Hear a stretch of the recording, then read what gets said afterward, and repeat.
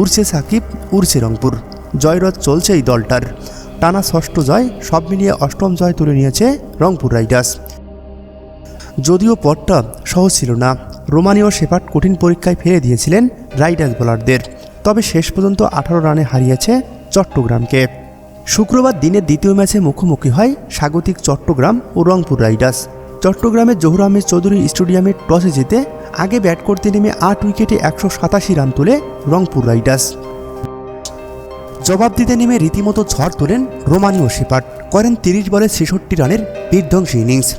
তার এই ঝড়ো ইনিংসের পরও 6 উইকেটে 169 রান তুলতে সক্ষম হয় চট্টগ্রাম। ব্যাট হাতে সাকিব রানের দেখা পেলেও ব্যাট হাতে অলরাউন্ডার পারফরমেন্স করে ম্যাচ সেরা হয়েছেন শেখ মেহেদী হাসান। ব্যাট হাতে 17 বলে 34 রানের ইনিংসের পর বল হাতে নিয়েছেন 2 উইকেট। ম্যাচ সেরার পুরস্কারটাও পেয়েছেন মেহেদী।